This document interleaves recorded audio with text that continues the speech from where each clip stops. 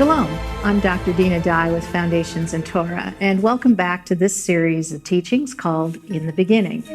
And in order to understand the Bible from the end, we need to go back to the beginning and make sure we understand Genesis 1. In fact, Genesis chapter 1 is probably the most important foundational chapter in the Bible, in case you haven't figured that out. And we have traditionally looked at it in terms of science. But my approach with this is to try to get back to the ancient mind. How did the ancient Near East view the first chapter of Genesis? I do believe if we can set the tone there, if we can begin to understand the model to the ancient world of Genesis chapter 1, it's going to open up the entire Bible in a way you can't even imagine. So a lot of what we're dealing with in Genesis 1 is the concept of temple and creation, which are essentially synonymous terms. Last time we talked and we introduced the idea of Bereshit, containing in it many different concepts and words and expressions that have to do with house building. The key to Genesis chapter 1 is the idea of building a house or building a temple. Why? The temple was built for the place of God's presence, the place where our God would dwell. And so this is key in understanding the entire chapter. And it will help us as we go through from creation really to the book of Revelation. I'd like to go back from last time and reread a quote from Dr. Margaret Barker. And I think this kind of encapsulates one of the problems that we have today. And it reads this way: "The temple is like an ancient tapestry. In some parts, the picture has faded. In others, the threads are no longer clear. It is impossible to understand the temple using 20th century post-Enlightenment ways."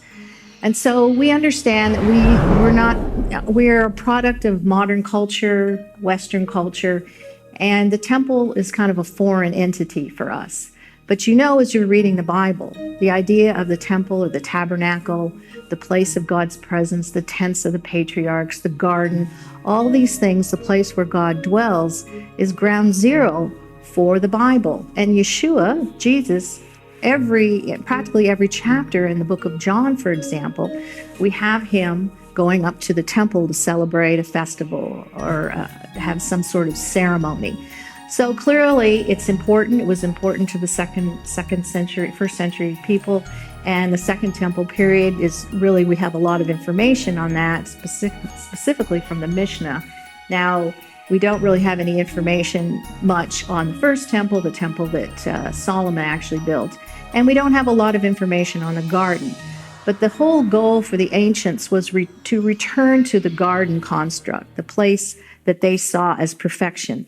And we really can't approach this from our 20th century modern mind. We have to try to get into the minds of the ancients. So hopefully as we go through this, things will pop out for you, answers to questions that maybe you've had, and you'll see this in the way they saw it. And of course, then we would make application for today.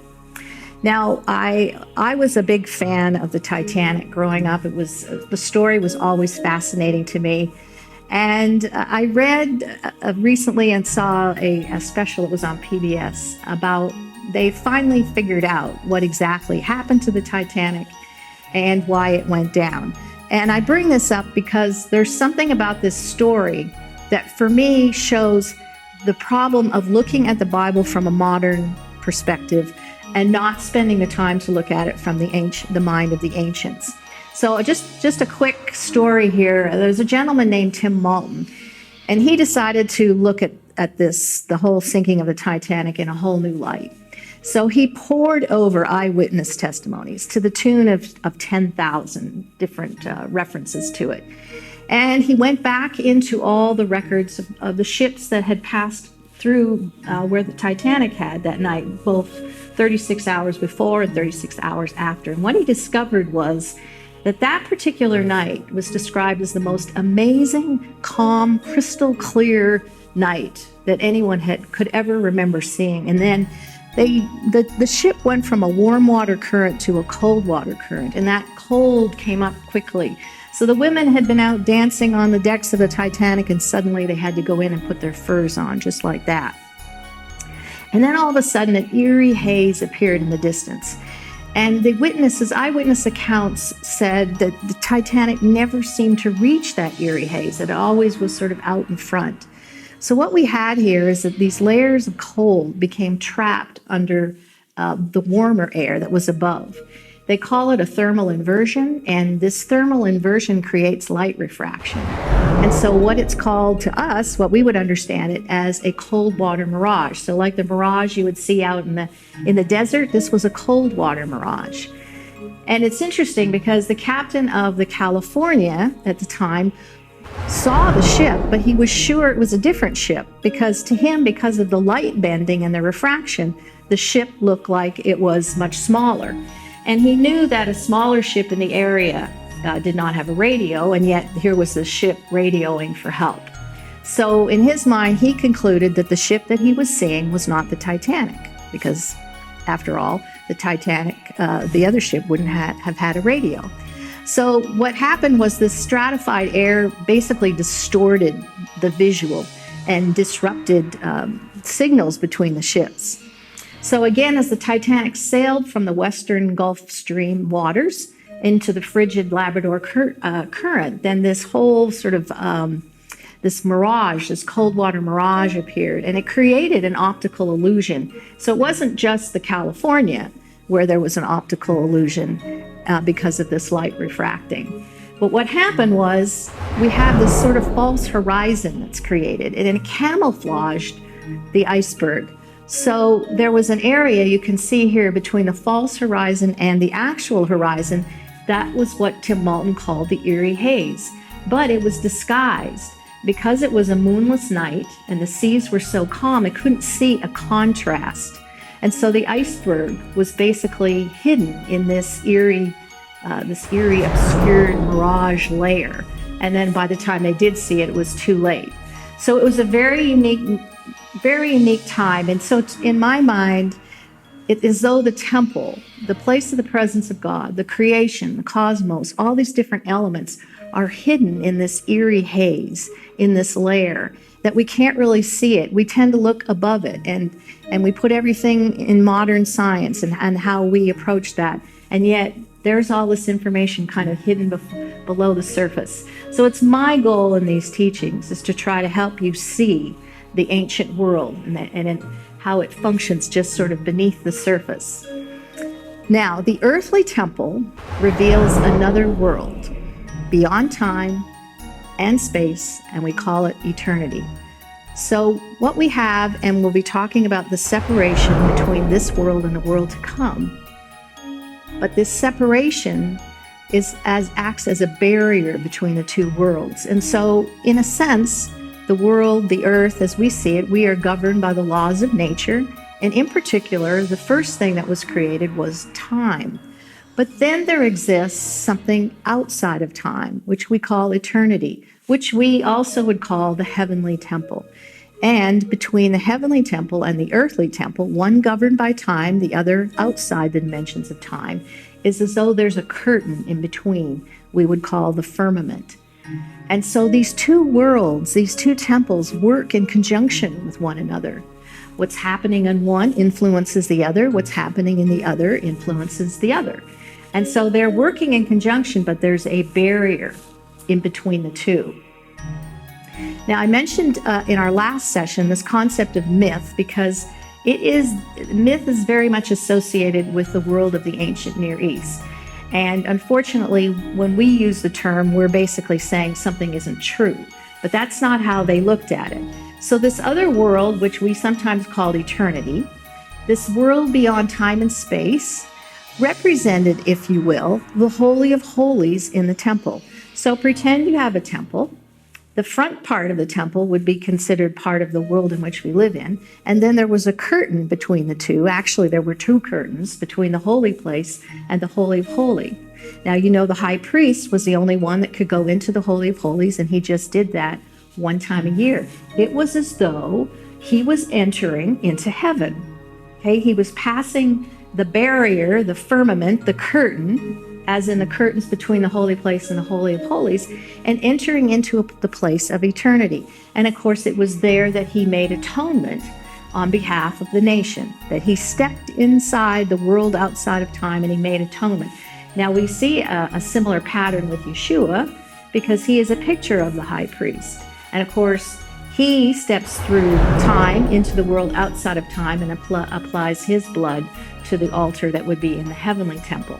But so we have this other dimension, another manner being, and I mean, I'm not talking about space aliens here or alternate universes, etc. But you understand that we live here on Earth. It's a physical world. We're governed by the laws of nature. We function under time and space and those dimensions. But that there exists at the same time a world outside of time. And that is the place where our God dwells, in the world outside of time. And in the world outside of time, there's no spatial limitation there. And that world is not governed by time. And again, we call the other world, we call it eternity, we might say forever, these things. And so this is an important concept, and certainly in Judaism, they understand the world that we live in, the world governed by time, was called the Olam Hazeh, or this world, this present age. And the world outside of time was called the Olam Haba, or the world to come. So the world to come for the ancient Jewish mind is the world of eternity outside of time and space. And this present age was the one that was governed by the dimensions of time and by the laws of nature. And the Bible is replete with examples describing these two worlds. This is one of the reasons we have a lot of difficulty with the book of Hebrews, because if you don't follow, are we talking about the present age in which we live in, or are we talking about the future age to come? So we see this all through the New Testament, through the Gospels and the Epistles, the same sort of concept. So it's important to understand that that's how the ancient mind viewed it. Now, as far as myth goes, and again, I don't like to use the word simply because it's difficult for us to not think of it in any other terms, but sort of the symbols were the myth-building blocks of the ancient world. That's how they wrote. They wrote in terms of symbols and metaphors. They described the world around in images, and that's not how we describe our world.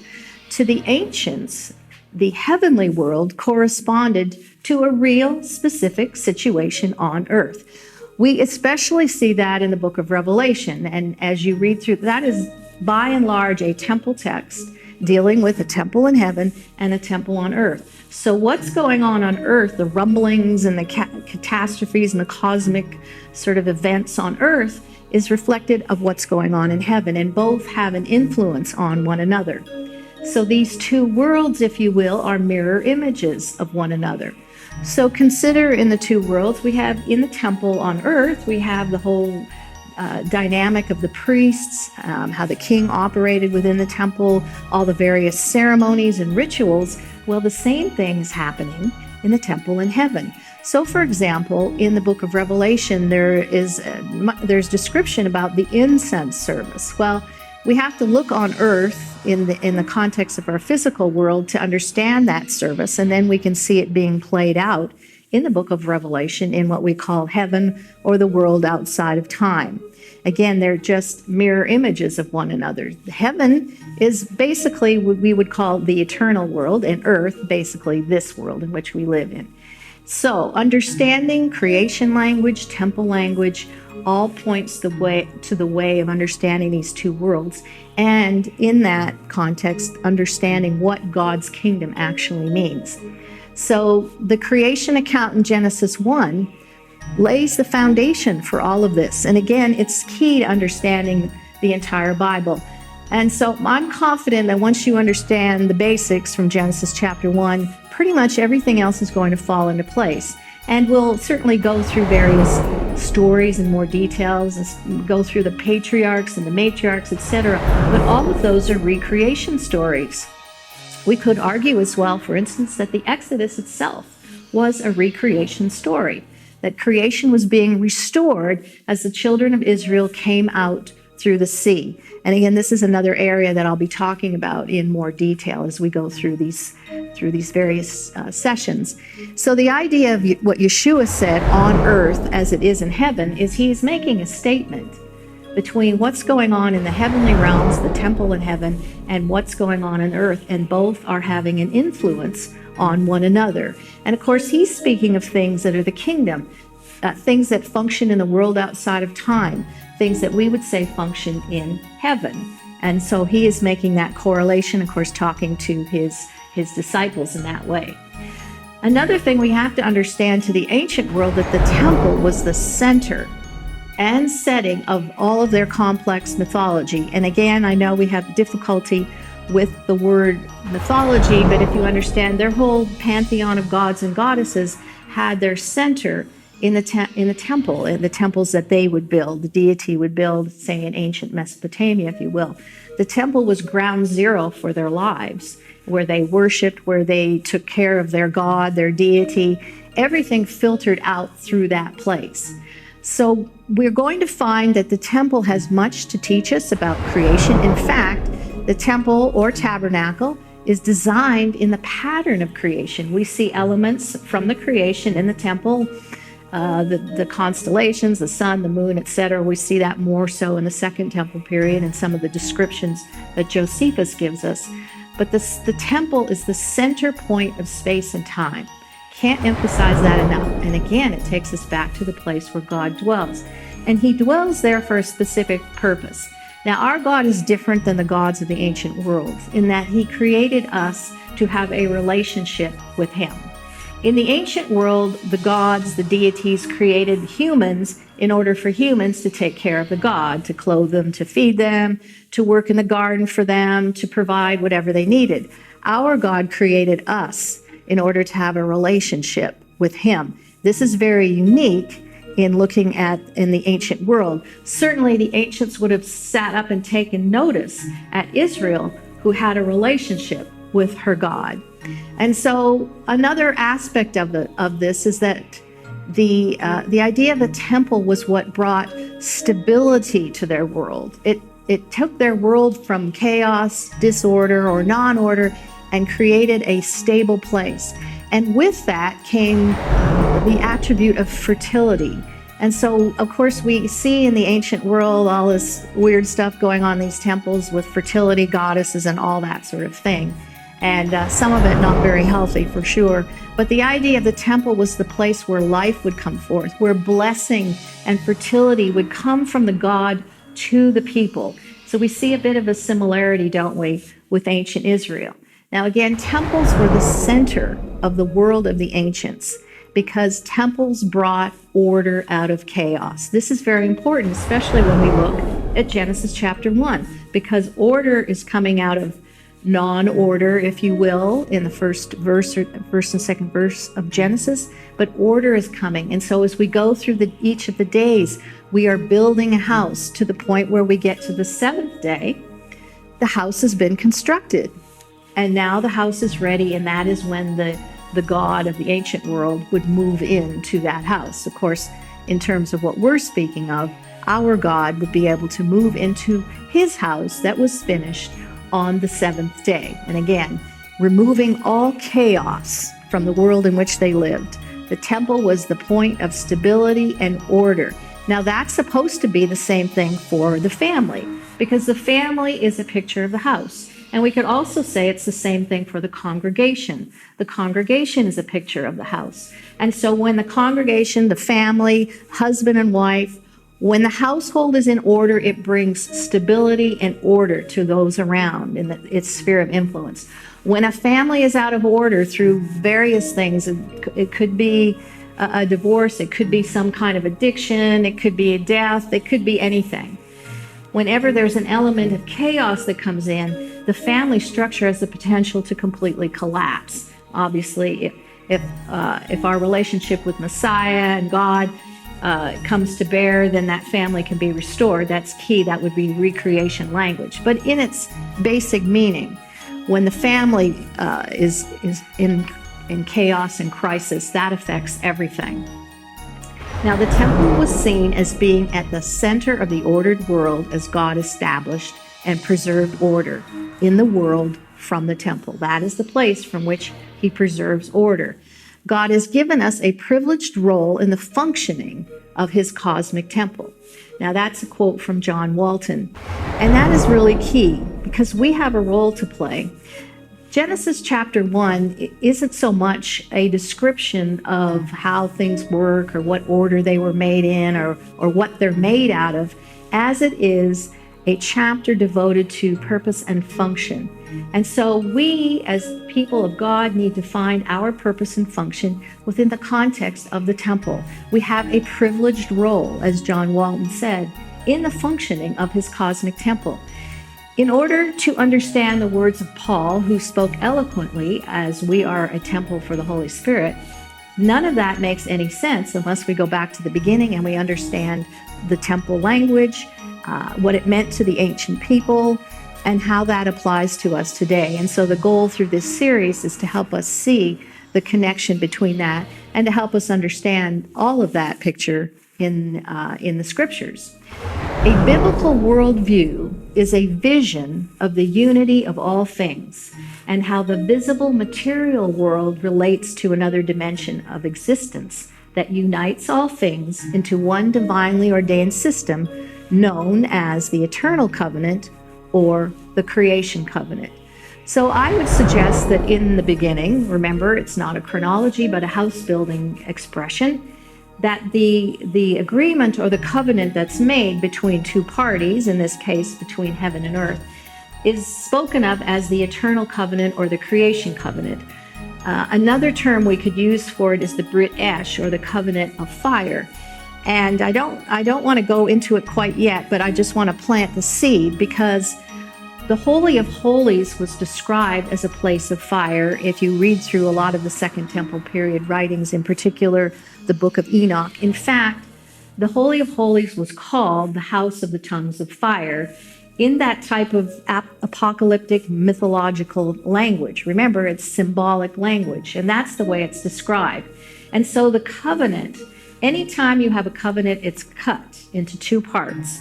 And that you have two parts and they come together to make the covenant agreement. And then the two become one. So as we go through the creation week, we're going to see that is the way creation came forth, is separating out elements and bringing them together to create life, or for two to become one. And so this divinely ordained system of unity was called the eternal covenant or the creation covenant. This is key especially when we go into the book of John and we're reading in John 15, 16, 17 and all those places, and we see Yeshua talking about I and the Father are one, etc. And it just keeps kind of repeating, and we're going, what is he talking about? But think about those of you who are familiar with Hebrew, the Shema Israel, Adonai Eloheinu, Adonai Echad. Hear, O Israel, the Lord our God, the Lord is one. Well, what on earth does that actually mean? I mean, we understand God is one, he can't be divided. But what does that mean in terms of creation? And so I would suggest to you the idea of one is when the two worlds are restored. So the idea that we have this present physical age being separate from the world to come, as though an agreement has been made and cutting a covenant. And that when those two worlds join together, that covenant agreement is made and they become one. And I'm going to talk about this as we go here. But this is really, really critical to understand, I believe, in understanding the first chapter of Genesis. Because if we go there, we'll see everything has been divided. So for instance, heaven and earth are separated. We see that light and dark are separated. We see that the waters above and the waters below are separated. We see dry land from gathered seas. This is a repeated theme. And ultimately, we see Adam and Eve being separated. And that is in order to make a covenant between two parties so that the two can come together, become one, and produce life. And this is the nature of the eternal covenant. That is to produce light. So this is critical. Now, it tells us a number of scholars has suggested that the temple is basically a miniature cosmos. So you take the grandiose nature of the cosmos, and that's just hard for us to get our arms around. And so we, with the tabernacle and the temple, we create this miniature cosmos. So it has all the elements of the cosmos in it. And so all the furnishings and the ceremonies, they all possess this sort of cosmic element. And they all are symbolic or representative of something in the cosmos. Again, this is hard for us. This is not the way we're used to thinking. But as we go through the design and structure of the temple and the tabernacle, we are in fact going to see that it very much has a picture of the cosmos, because where does God dwell? In the midst of the entire ordered universe, the cosmos that he created for man in order to have a relationship with him. The temple is the epitome of the world, a concentrated form of its essence, a miniature cosmos. There we see it again.